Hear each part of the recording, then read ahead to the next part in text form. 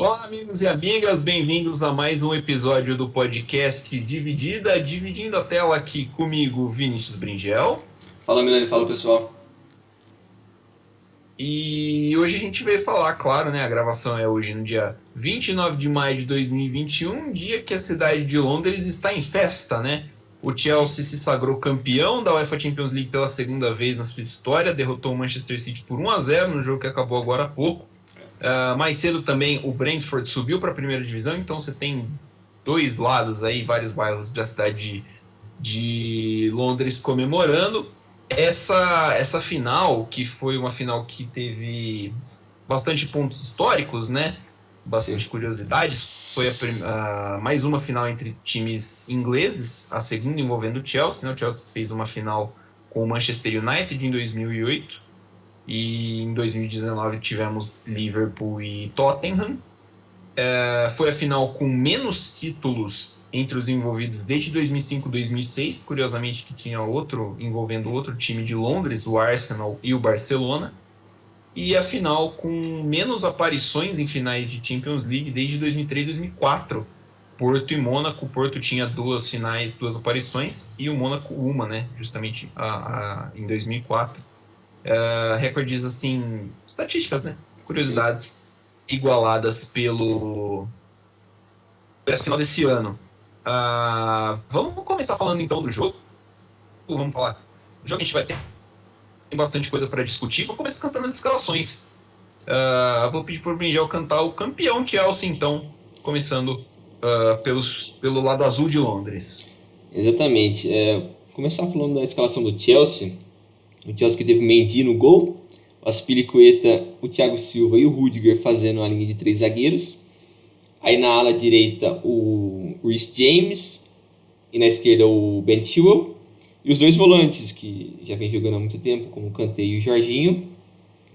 E fazendo o ataque o Kai Havertz, o Mason Mount e o Timo Werner. Que é a escalação meio padrão que o Chelsea vem adotando nos últimos jogos. Algumas alterações aqui e ali, mas a base era essa mesmo. Isso mesmo. O Manchester City veio com Ederson, Kyle Walker, John Stones, Rúben Dias e Zinchenko. Gundogan, Phil Foden, Bernardo Silva, Sterling, De Bruyne e Mahrez. Entraram durante o jogo Fernandinho, Gabriel Jesus e Agüero. O City diferente, né? Diferente do que vinha mostrando nos últimos jogos, do que veio mostrando essa temporada. O Kevin De Bruyne jogando de falso 9, né, ali naquela posição que ele fez muito bem essa temporada, mas sem, né, um volante mais marcador, assim, por assim se dizer, um 5 de ofício, já que nem o Rodri nem o Fernandinho, que estiveram presentes em quase todos os jogos do City na temporada, não começaram o jogo. Aí, Bringel, eu acho que dá pra gente entrar no segundo tópico, que é a Guardiolice, né? Que é aí a invenção do Guardiola, que é o grande professor Pardal da Europa, que quando dá certo o cara é gênio, né? Mas quando não dá, vem a crítica. Então. Eu acho que é válido a crítica no caso hoje, porque o time do City sentiu muito a falta da posição ali, do jogador da posição, tanto o Fernandinho quanto o Rodri, e o Gundogan não é exatamente esse tipo de jogador, né?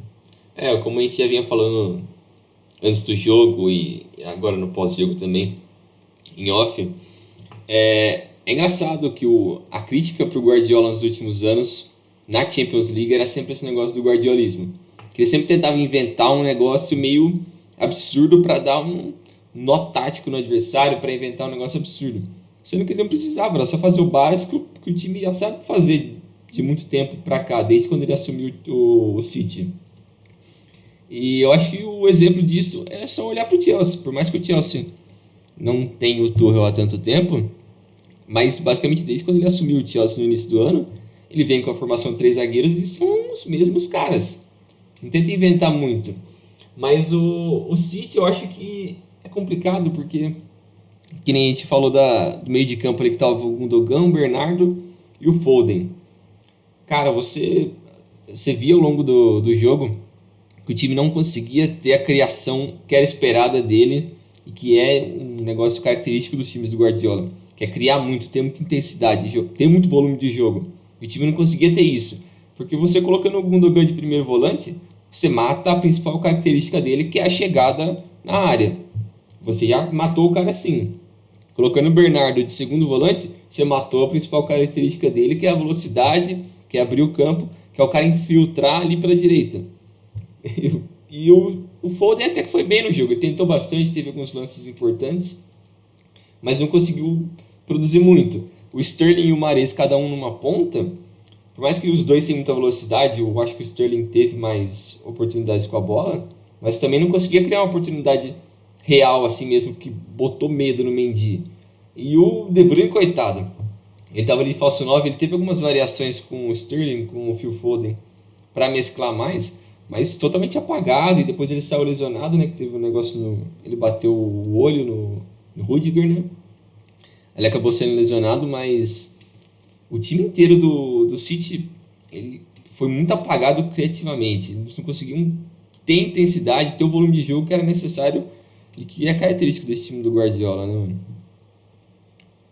Eu concordo com você. O City não conseguiu acompanhar o nível de intensidade que o Chelsea impôs durante o jogo, né? O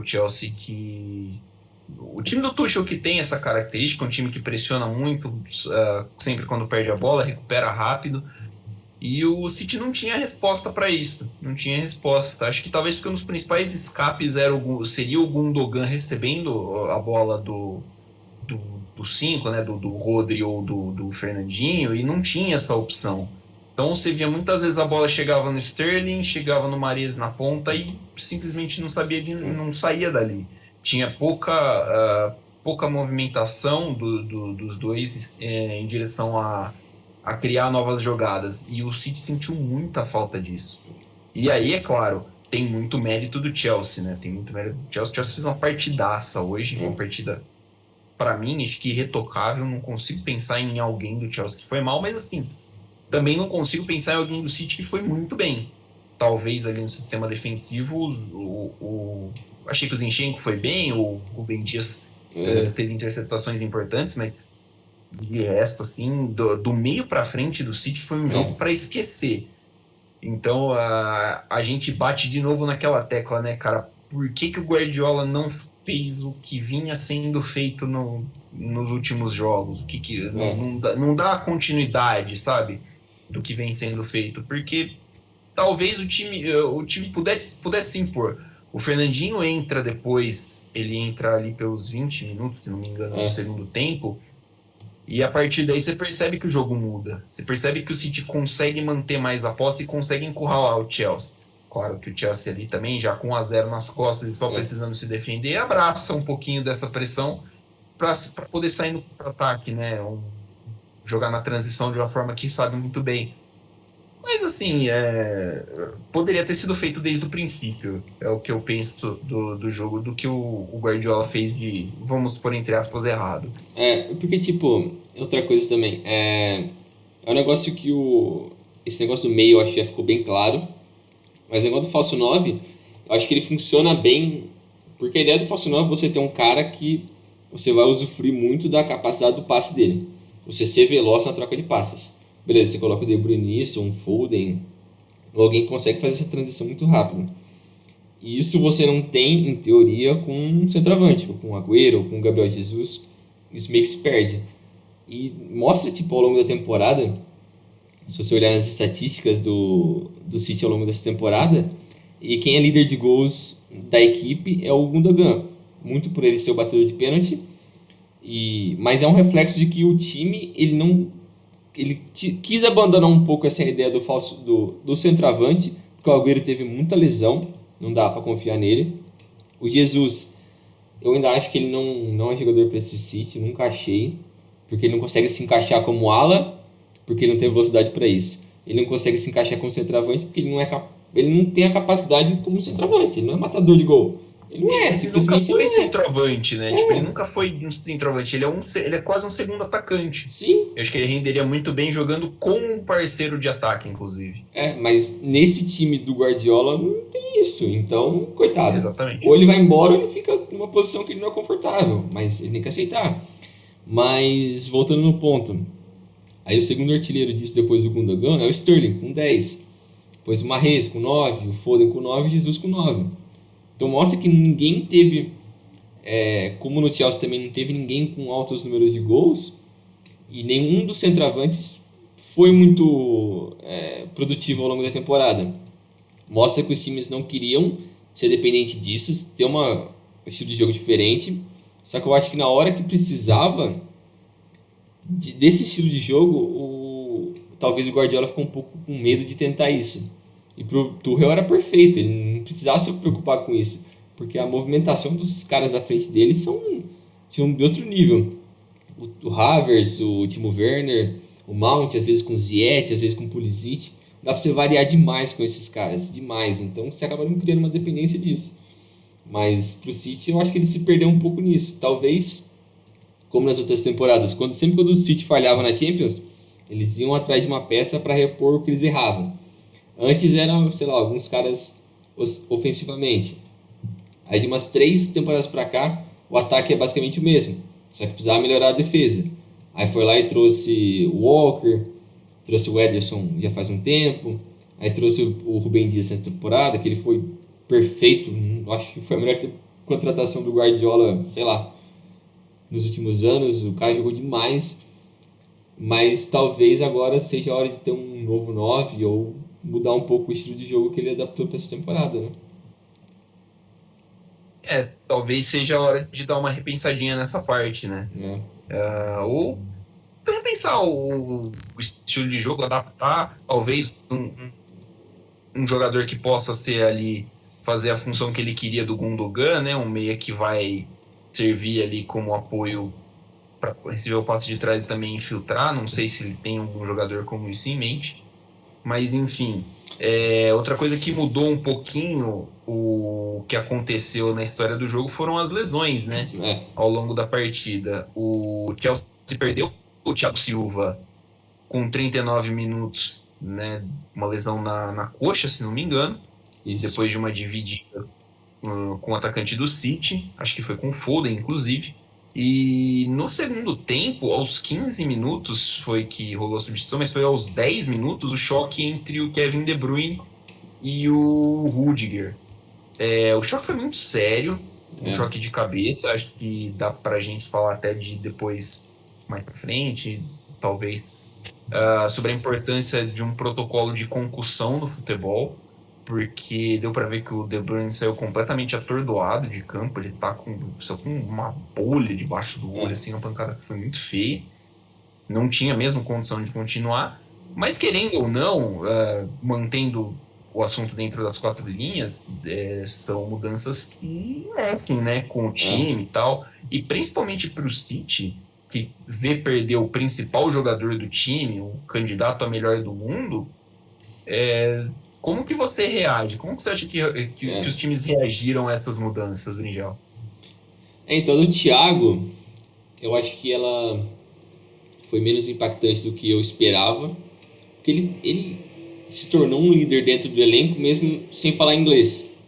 O que eu acho que é um puta de uma conquista para ele, porque, mano, querendo ou não um zagueiro, para você ser, para qualquer posição, para você ser um líder dentro de um grupo, você tem que falar. Você tem que conversar com os caras, você tem que ter um jeito de motivar, de conversar, de acalmar, de manter as ideias ali alinhadas. Mas como você fala se você não falar o idioma?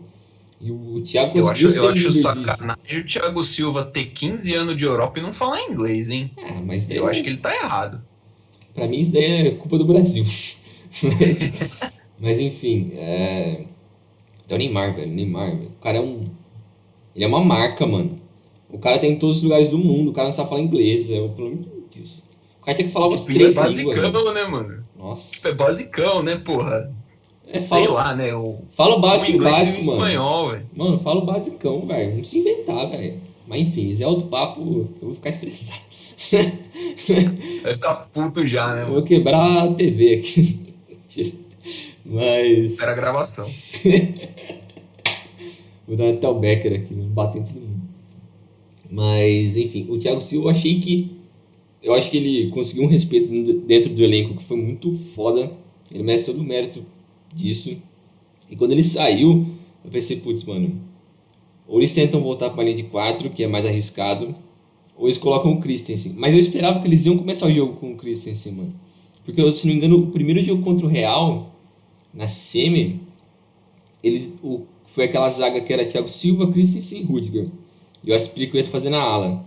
Se não me engano, o primeiro jogo foi isso. Eles jogaram muito bem. Eu achei que eles iam começar desse jeito. Só que eles preferiram, o Tuchel preferiu começar com o Aspilicueta fazendo a zaga pela direita, né? Aí quando o Christensen entrou, mano, o cara foi super sólido. Ele não teve nenhum lance de perigo assim que ele precisou. Nossa, jogou nas costas dele assim, fazer alguma coisa muito arriscada. Foi super tranquilo pra ele. Acho que ele foi sólido.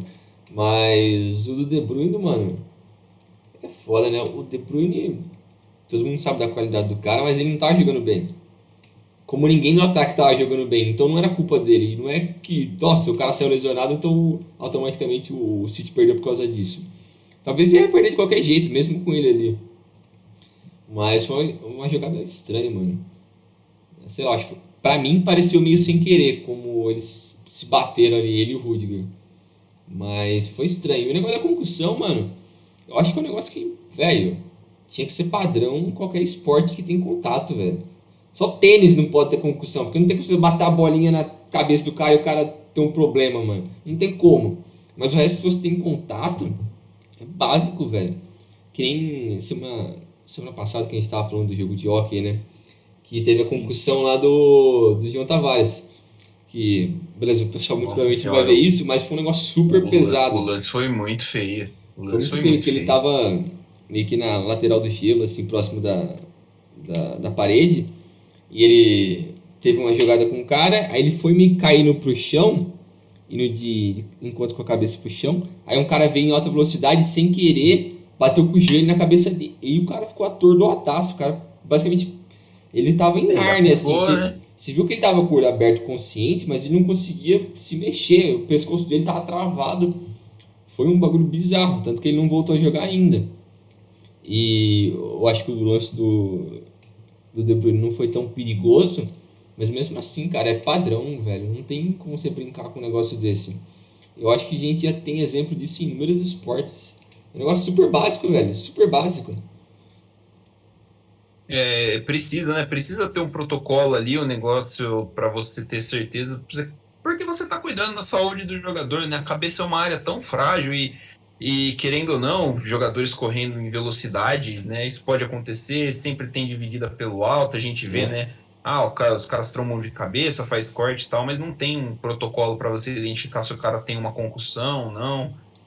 Tem gente que fala em abrir uma substituição extra para um jogador que sofre uma concussão, também estou de acordo, acho que é válido. Mas enfim. Você estava falando do Christensen, né? O Christensen realmente começou como titular no jogo de ida da semifinal contra o Real Madrid. E ele entrou bem, ele foi muito seguro no. Acho que faz parte, né, de um sistema defensivo bem montado, quando você troca uma peça, e mesmo que o Christensen, obviamente, não seja da mesma qualidade que o Thiago Silva, você não tenha tanto essa queda, né? Você não sinta a queda de talento entre eles. Então, o Christensen fez uma partida ok. Eu lembro dele fazendo um corte muito importante dentro da pequena área, no cruzamento do Mahrez. Mais pro fim do jogo, né? Isso. Foi um jogador que não comprometeu.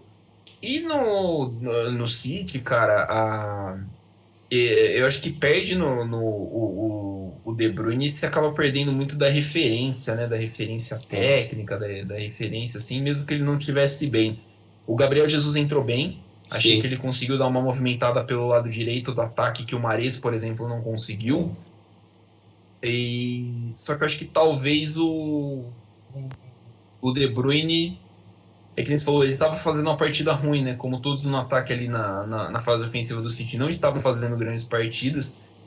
Talvez a partida do De Bruyne melhorasse um pouquinho com a entrada do Fernandinho. Eu pensei assim, talvez o Guardiola já volte com o Fernandinho do intervalo, mas né, ele resolveu insistir por mais 15 minutos sem ele. acho que talvez a partida dele melhoraria, mas ele não tinha a mínima condição de ficar em campo. Mínima condição depois do choque, que foi, que nem você falou, foi totalmente acidental, né? Foi uma topada assim, o Rudiger fez a falta, né?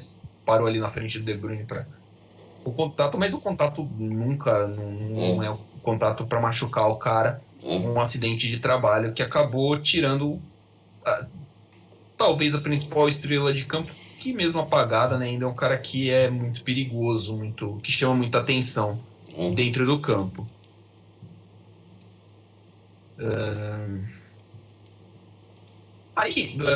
Passando para o outro, falando ainda de meio campo, né, a gente está falando do meio campo da presença do Fernandinho, da presença do Rodri.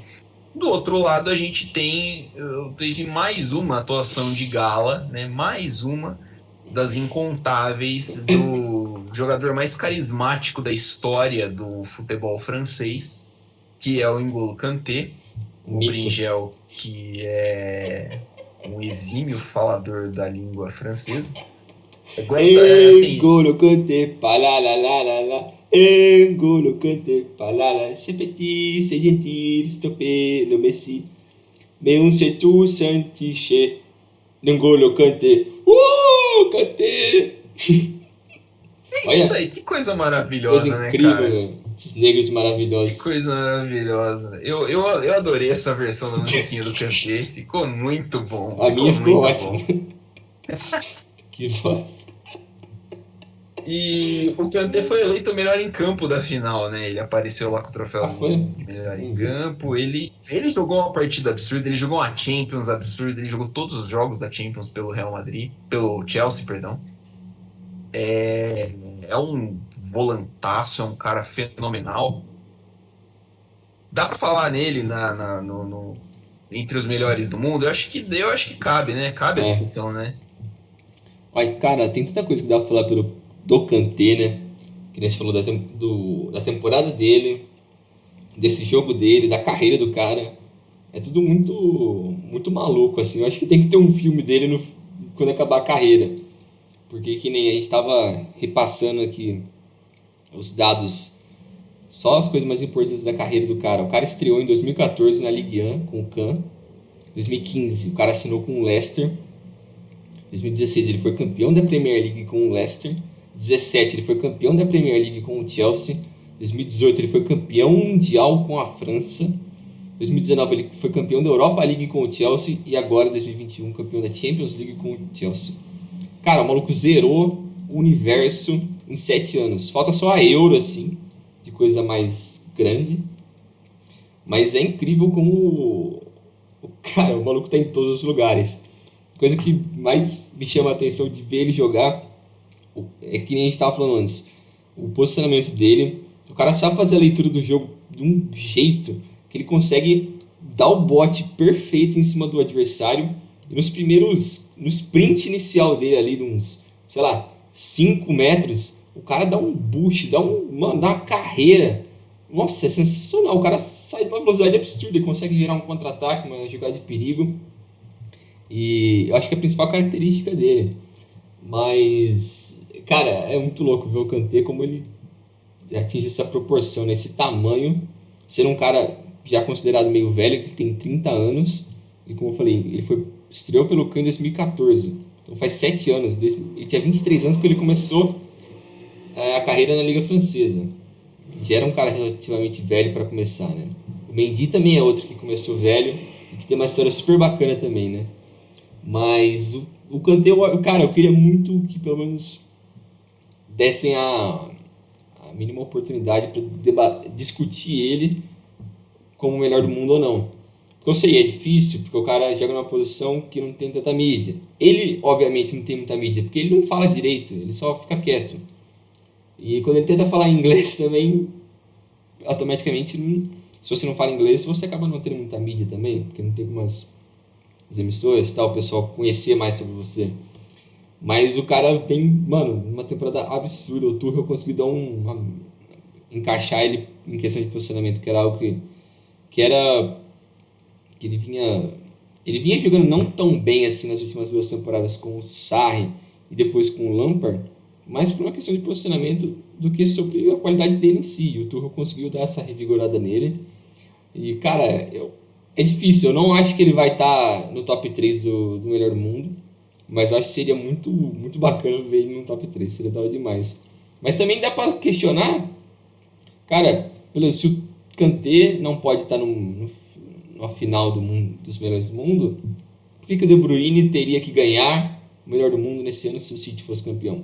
O que eu acho que aconteceria, mesmo essa não sendo nem de longe a melhor temporada do De Bruyne pelo City, mas o time chegou na final, então, sei lá, que os caras sempre dão valor, afinal, da Champions ser campeão. E mesmo se ele fizesse uma temporada boa, uma campanha boa pela Euro, com a Bélgica, o pessoal ia dar mais valor ainda. Mas eu acho que vira fazer um questionamento sobre isso. Por que o De Bruyne, em tese, poderia ser o melhor do mundo e o Kanté não? Você citou as conquistas, né, do Kanté, né, cara, e é um currículo, tem um currículo em É 7 anos é roubado. muito invejável. É muito invejável que em 7 anos ele ganhou que muita gente não ganhou na vida, né, cara? Muito bacana ver isso. E, assim, ele tem todos esses títulos sendo peça-chave no elenco. Ele é a peça-chave do Leicester, campeão, título, talvez um dos títulos mais marcantes da história da Premier É. League. Hoje ele foi peça-chave do Chelsea, campeão da Champions. Foi uma peça-chave na França, campeã do mundo. Sim, é um cara que, se você for olhar, o número de estatísticas dele é bom, não é ruim, as estatísticas dele, né? Você abre aqui o SofaScore, ele tem 85% dos passes completos, é bom. São 7 duelos ganhos no chão de 8, 2 interceptações e 3 tackles feitos. São bons números, né? Você vai olhar para é um cara que você vai olhar para a estatística e vai falar, ele é um bom jogador. Mas uma coisa que me chama atenção é que se você vê ele em campo, você vai falar, esse cara é especial. É. Porque é justamente o que você falou, a inteligência dele de saber o posicionamento, de saber a hora de interceptar o passe, na hora de chegar junto no cara para fazer o desarme, são todos componentes que fazem dele um jogador extremamente competente, extremamente competente. Pouquíssimos jogadores no mundo hoje acho que tem essa qualidade, não me vem muitos em mente. E a figura, né, cara? A figura do Kanté, a história dele e tudo mais, torna tudo melhor ainda, torna tudo muito mais legal e a gente fica genuinamente feliz de ver um cara desse conquistando tudo isso. É até um negócio que, tipo, a gente tava falando outro dia, né, só eu e você. É legal que é meio que uma crítica que a gente tem à seleção brasileira. Que a gente não se importa mais tanto porque a gente consegue criar afinidade com os jogadores da seleção. Mas é muito legal quando a gente consegue, tipo, se enxergar e genuinamente se sentir feliz por um cara que tá ali. Eu acho que, mano, a melhor sensação no esporte é isso, mano. Você torcer pelas histórias. Mais do que pelo clube ou por qualquer merda, mano, pelo recorde, mas pelas histórias. As histórias são o que marcam. A história de um cara como o Kanté, um cara super simples, que em 7 anos o cara extrapolou tudo que existe no universo em questão de números e títulos. E beleza, o cara pode não ser a pessoa mais chamativa do mundo, ter melhores estatísticas, mas o cara fez assim, mano, não tem como você achar ruim. Não tem como alguém odiar o Kanté. É uma daquelas coisas que é muito legal de vivenciar isso. É o cara facilmente mais postável do futebol. Tipo, você olha pra cara dele e você fala assim, mano, eu gosto desse cara. Né? Não tem motivo, mas eu gosto dele. Ele estreou, ele chegou a jogar a terceira divisão da França em 2012, 2013, né? Pô? É isso. Assim, então, é um cara que, se você olha, você fala um cara que com 21 anos tá aí, né? Jogando terceira divisão, segunda divisão, e demora para estourar, e você vê para ele quanto que significa, né? Tudo isso, toda a trajetória dele significa muito para ele. Você percebe que é um cara que aproveita muito tudo isso. Isso. Então é muito gostoso de ver esse tipo de, que você falou, é história, né? Você vê esse tipo de história acontecendo é muito bom, cara, é muito prazeroso. E você também tinha falado do que o Tuchel encaixou ele, né? O Tuchel achou ali o espacinho dele e permitiu com que ele desenvolvesse mais ainda o futebol dele. E o Tuchel, bom, o Tuchel saiu do Paris Saint-Germain, tinha as desavenças dele com o Leonardo, provavelmente problemas de grupo. Saiu porque o PSG queria ganhar a Champions, e quem ganhou a Champions foi o Tuchel, né? E tem uma mão inteira do Tuchel nesse É, time, nesse título do Chelsea, né? é. Ele basicamente chegou no surprise, motherfuckers. E já era, mano. O cara. Mano, o Leonardo deve estar pensando, mano, que porra que eu fiz, velho? Que merda foi essa? O Leonardo tá pensando em demitir o Neymar para contratar. Olha, mas vai se fuder, vai cansei, seu arrombado. Mas é foda, mano. Ah, O impacto que o Tuchel teve, eu acho que, cara, a gente já tinha falado em outro episódio, eu acho que na preview da Champions a gente tinha falado da história similar, né? Dessa temporada com a 2012, do Chelsea, como eles mudaram de sim. técnico e teve a reta final vencedora. Só que dessa vez o time ficou apelão. Não foi um negócio que ele ganhou no limite, ele ganhou dominando todo mundo, ele jogou muito. E eu até abri aqui um dos jogos do Chelsea nessa temporada na fase de grupos da Champions, quando ainda tinha o Lampard, a escalação contra o Sevilha em Sevilha, que o Chelsea ganhou de 4-0, era Mendy, Aspilicueta, Christensen, Rudiger, Emerson Palmieri, lateral esquerdo, Kai Havertz, Jorginho, Kovacic no meio, Hudson Odoi, Giroud e Pulisic no ataque. Olha a diferença pro time de agora, velho. Não só em questão de escalação, mas de sistema. E não só isso, mas é importante também ver como esses caras se aplicam dentro do campo. E, cara, o nível de intensidade, tá todo mundo se entregando, é absurdo. É absurdo. Eu nunca vi um negócio desse em tempos recentes. Eu acho que o Liverpool, naquele auge do Liverpool do Klopp, que todo mundo ficava mordendo a bola, os caras parece que tava todo mundo cheirado, porque os caras não paravam, velho. Os caras subiam na bola e todo mundo pressionava e não desistia, mordendo toda hora. É um negócio maluco. Mas eu acho que o futebol de hoje depende disso. Você tem que ter essa intensidade. E o Tuchel, cara, ele conseguiu um bagulho muito foda.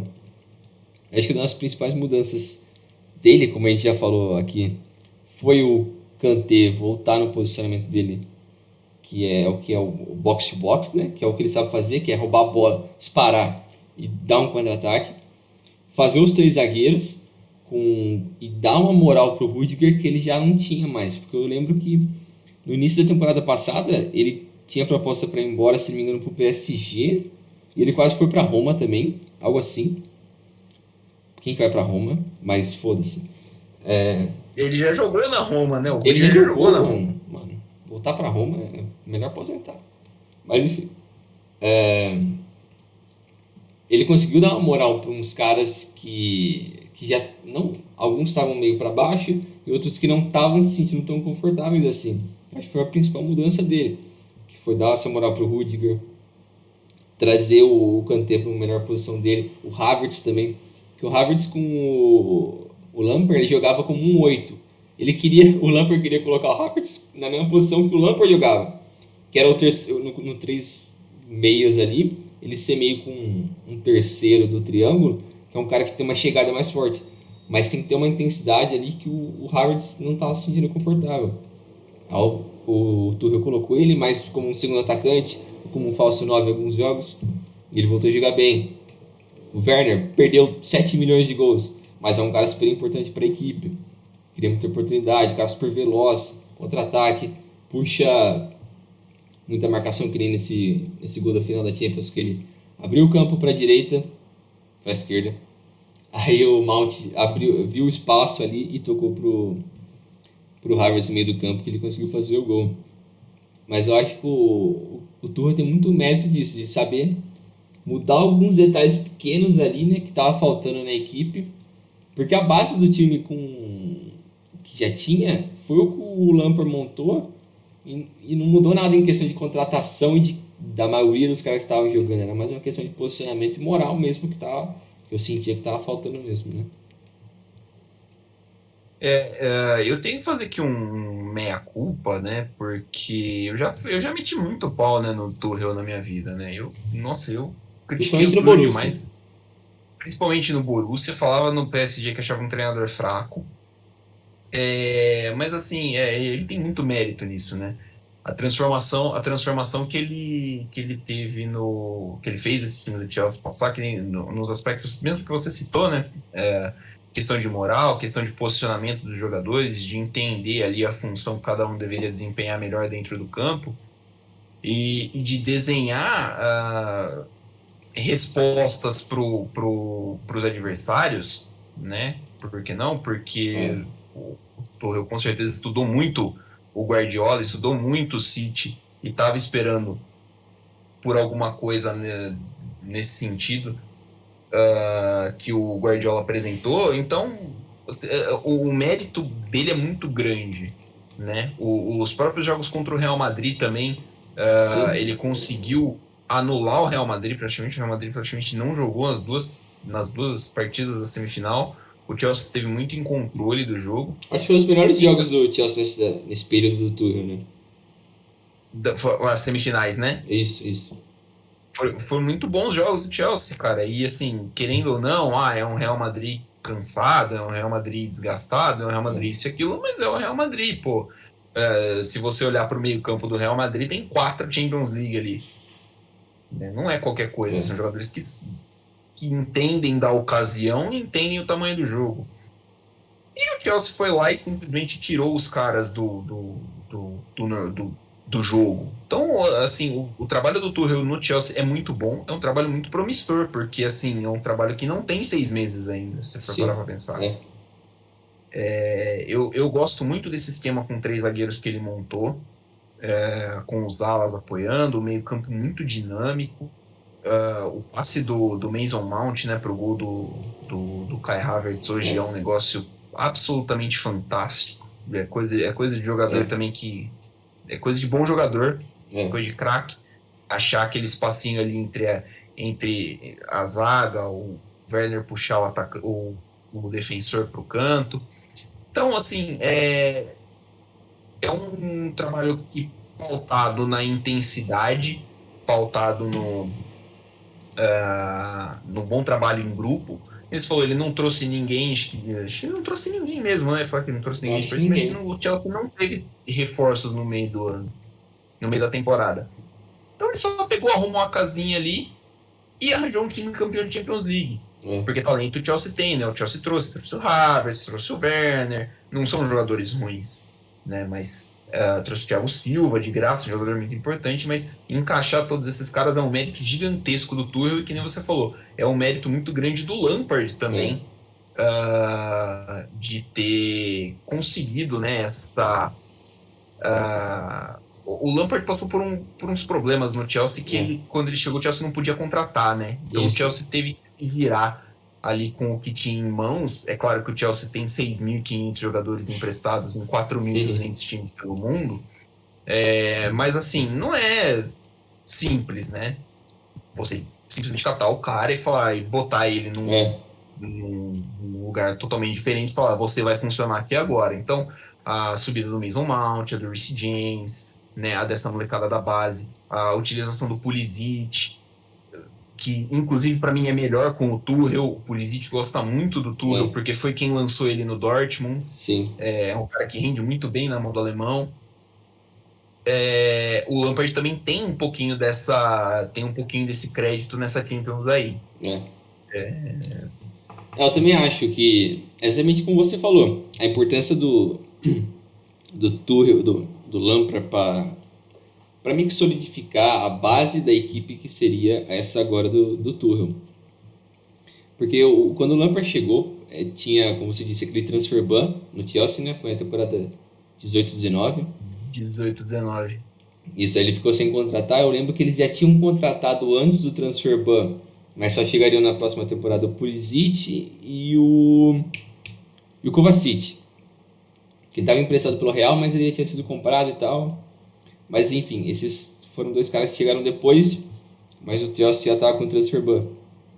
E o Chelsea trouxe o Lampard justamente no pior momento dos últimos anos, que era uma puta de uma bucha. Era um cara que ele não tinha sido provado ainda como técnico, era um cara que é histórico dentro do clube, ele é líder, ele tem toda a história dele ali. É um ídolo, né? Talvez seja o maior ídolo do Chelsea. Para mim ele é o maior ídolo. Mas dá pra discutir com o Terry. Acho que é os dois ali. Tem os dois. Mas ele chegou num momento muito difícil e era um momento de transição, porque o Hazard estava indo embora, o principal cara da última década do Chelsea estava indo embora, o craque, o cara que ajudou muito a equipe, ganhou vários títulos, estava indo embora e estava num momento de transição. Então, a importância do Lampard para dar essa moral para esses jovens como o Rhys James, o Mason Mount, o Tammy Abraham, que agora ninguém mais lembra dele, mas temporada passada ele jogou muito bem, e trazer os caras que agora são importantes nessa temporada pro Tuchel, que quem trouxe foi o Lampard, foi ele que foi atrás dos caras, conversou com eles e convenceu eles a vir pro Chelsea. O caso do Kai Havertz, do Timo Werner, o Mendy, goleiro, que ele precisava muito, porque o Kepa só tava fazendo besteira. O Ben Chilwell 80 também. milhões. Mas é pior isso ou o Damião pro Santos?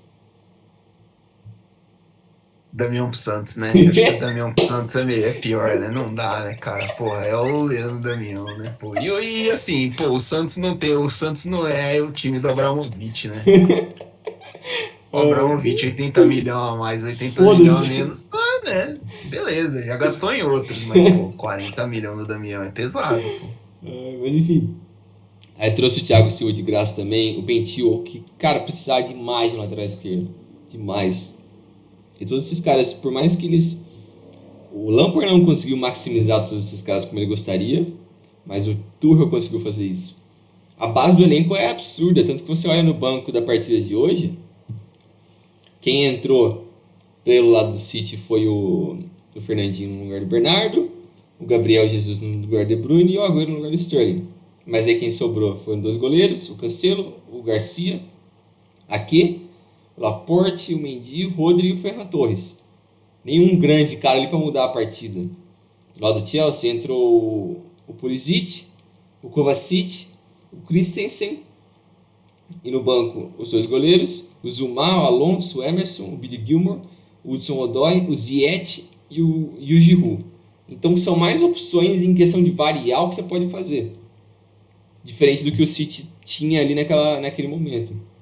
Então, a base do time do Chelsea eu acho que é fodida. Não tem tanto que a gente vai falar agora dos questionamentos assim, do que dá para esperar para a próxima temporada ou para o futuro das duas equipes. O Chelsea para mim é bem claro que, cara, se ele não quiser contratar ninguém, ele não precisa. O elenco tá aqui. O time já é foda. Não tem o que você fazer. Você pode querer trazer quem? Mais um centroavante, que o Giroud provavelmente vai querer ir embora? Beleza, você tem o Tammy Abraham. Se ele quiser ir embora também, beleza, manda ele se fuder, traz outro moleque aí. Dá pra você fazer outras coisas. Mas o elenco é muito bom. Se você manter isso daqui, você não precisa variar. E o City talvez agora seja a hora de precisar umas mudanças, né? Acho que o futuro para as duas equipes é distinto. Eu acho que pro Chelsea, talvez um ou dois jogadores para fins de profundidade, mas não é aquele cara que você vai gastar uma nota falando, não, pô, esse moleque aqui vem para ser titular absoluto do time, tá ligado? Você não precisa ir lá e gastar 80 milha, por exemplo, no Jack Grealish, porque provavelmente você vai criar problema. Que onde é que você vai encaixar o Grealish? Quem que você vai tirar? Ah, dá pra jogar todo mundo. Não, irmão, não dá. O jogador sabe se ele é reserva ou não. Entendeu? Mas um ou dois jogadores para profundidade, quem se falou um centroavante, acho que seria uma opção interessante e tal, mas fora isso. Agora, pro City, cara, talvez. Hoje a gente não citou, mas hoje é despedida do Agüero, né? Sim. O Agüero que foi, né, no caso. O Agüero possivelmente o maior jogador da história do Manchester City. Foram 10 anos no time. Acho que o maior artilheiro da história do time. Uma história linda, linda, linda. No lado azul de Manchester. E vai embora. E assim, é um cara que você vai repor facilmente. Né? Tanto em questão de representatividade para a torcida, quanto em questão de qualidade mesmo. Mesmo que hoje o City não jogue com um centroavante, né, você precisa ter um cara como ele no elenco. Você precisa ter um atacante. Posso imaginar o City indo atrás de um atacante, pelo menos. Mas, assim, o ponto é, acho que eles trouxeram, né? O Ferran Torres faz mais essa É. função. E, cara, repensar. Eu acho que o principal seria pro Guardiola dar uma repensadinha no formato. Porque a gente estava falando, talvez trazer um jogador um pouquinho mais dinâmico para fazer a função. Eu provavelmente vou perder o Fernandinho também, que é outro líder de elenco, é outro ídolo máximo É. da torcida do Manchester City. É. Tem o Rodri, claro, mas o Rodri é um cara só, né? Pô, o City vai jogar 60 vezes ano que vem, o Rodri vai jogar 60 jogos, É. você vai botar algum Dogan pra fazer isso, aqui que funcionou. Talvez precise de um outro cara ali. Então, a questão é, enquanto o Chelsea, para mim, enquanto o Chelsea precisa de uns reforços muito pontuais em relação à profundidade de elenco, o City não. O City vai precisar de uns caras que vão ter que entregar um pouquinho mais. Você vai ter que dar uma apertadinha ali. Por exemplo, o Kovacic no Chelsea é um cara que hoje ele é reserva, mas ele é um cara.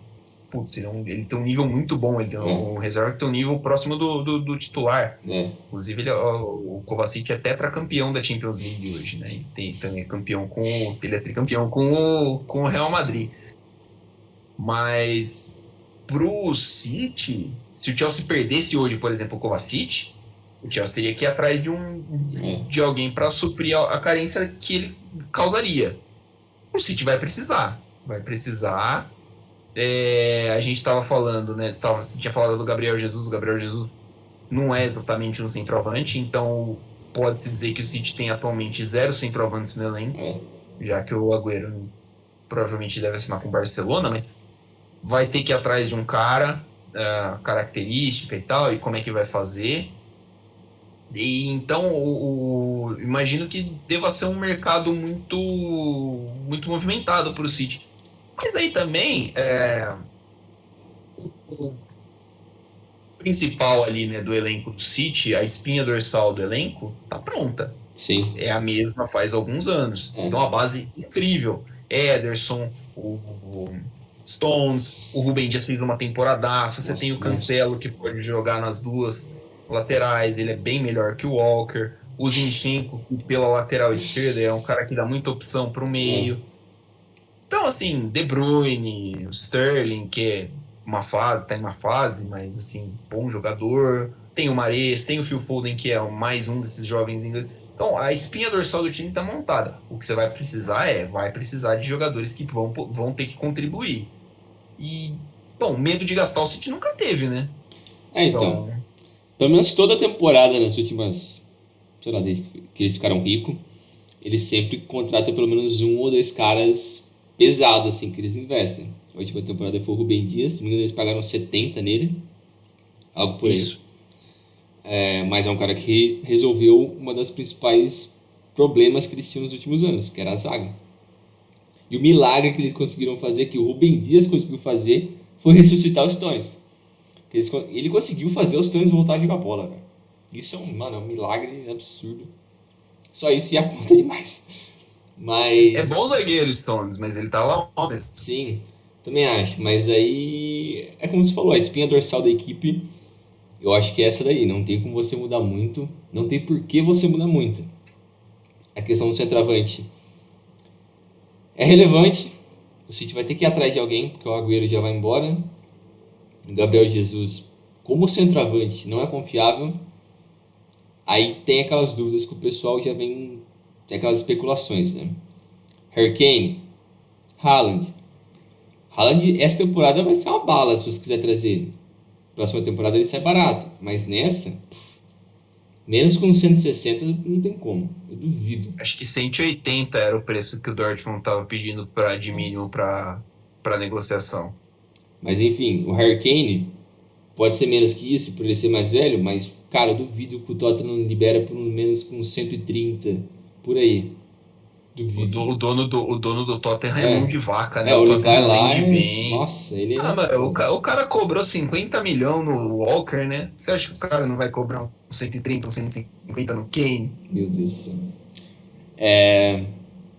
Mas é isso aí, eu acho que a questão é isso. E também não tem por que o Guardiola querer inventar demais. Porque o meio ali já tem uma base muito boa. Como você falou, Phil Foden, Mahrez, De Bruyne, Rodri. Eu acho que todos eles vão dar um passo à frente. O Foden tem muito espaço para evoluir ainda. Ele pode ser o world class ali daquele time. Da mesma forma que o Mason Mount, eu espero que seja nos próximos anos o world class desse time do Chelsea. O cara para assumir a responsa ali, ser meio que o 10. Mas é isso aí, eu acho que não tem como você fugir muito disso. Mas também não tem porque esse que é o foda de quando o time é eliminado na Champions ou quando não vence a Champions. Fica aquele gostinho de, putz, é uma falha, putz, é uma decepção, o time fracassou. Não é assim. Os caras foram bem, a equipe é boa, não tem porque você tratar como terra arrasada e querer reconstruir do zero. A equipe é boa. Então eu acho que dá pra fazer muita coisa ainda. Na Premier League eles vão continuar sendo contender para ganhar o título. Não tem como, o time é super regular. Nas Copas locais também. Então eu acho que é uma questão de detalhes ali assim. E com certeza ano que vem o City vem para um top 4, algo assim. Acho que eles vêm forte. É isso aí. Acho que até para Champions, né? Continua sendo um dos times mais regulares e candidatos para Champions também, porque o Real Madrid também deve passar por um desmanche, o Barcelona é uma zona, na Itália você não vai ter um contender claro, né? A Juventus também tem um time que deixa muito a desejar, a Inter, a atual campeã, vai dar uma desmontada. Você tem o PSG que é pipoqueiro e tá bom, né? Acho que é basicamente isso. Tem o Atlético de Madrid que Cara, pra mim é os times ingleses e o Bayern. Só esses que podem ganhar no que vem. Entre aspas. Eu tipo, putz, numa final entre Atlético de Madrid e Manchester City, você aposta em quem? Puta. Acho que no Atlético de Madrid. Infelizmente, eu acho que eu aposto no Atlético de Madrid. Eu não sei, é tipo a final de Copa entre Espanha e Holanda, né? Nossa. Você vai apostar em quem pra ganhar, né? Os dois times, historicamente, pipoqueiro. nada, né? Tudo pipoqueiro. Então, acho que eu tô com você. Acho que é claro que a gente tá falando isso antes do período de transferência, né? Agora tem alguma coisa assim, nenhuma transferência ainda rolou, mas assim, de cara assim, é Bayern, City, Liverpool, o próprio Chelsea, né? Os ingleses ali pra mim e o Bayern. Claro.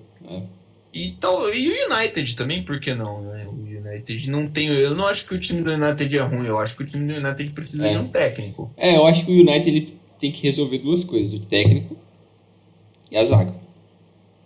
Cara, não dá. Cara, beleza, o Maguire jogou 99% dos jogos. Não sei quem ali acredita que o cara é um capitão. Beleza. Parabéns. Pau no seu cu. O cara não sabe jogar bola. Ele não é confiável com a bola. O trabalho dele é jogar bola, não é ser capitão, é jogar bola. O cara não é bom. Beleza, você vai confiar como segundo zagueiro quem? O Lindelof, o Bailly, que é de vidro? Cara, não existe. Mano, não tem como, velho. É difícil, cara. Nossa, é difícil. A zaga conserta. As laterais são boas. Meio campo é muito bom.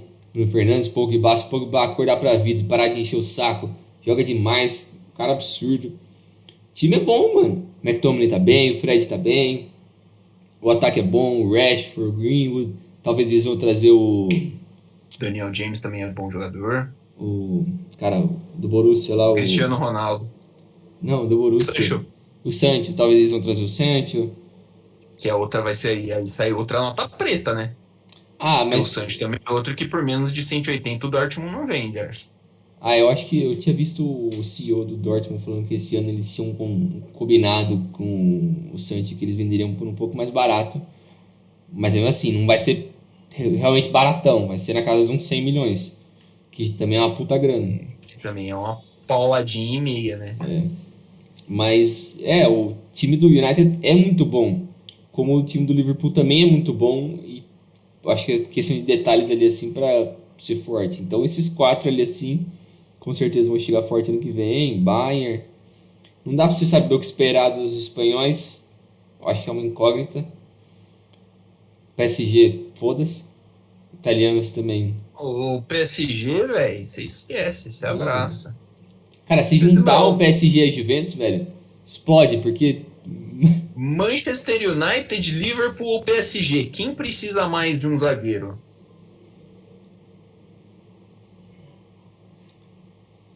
Acho que Acho até pode tirar United. Acho o United. Liverpool trouxe o Konaté, né? O É. Liverpool pescou lá o Konaté do Mas ele também é Leipzig, de então. vidro, aquele viado.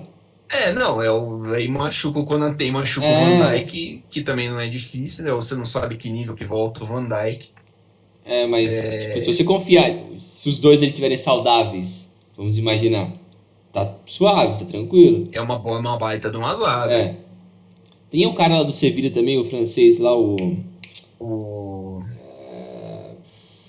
Cara, é bom foda. zagueiro. Sei quem é que você está Fugiu o falando, nome mas eu não dele. faço ideia do nome dele. Também bom zagueiro.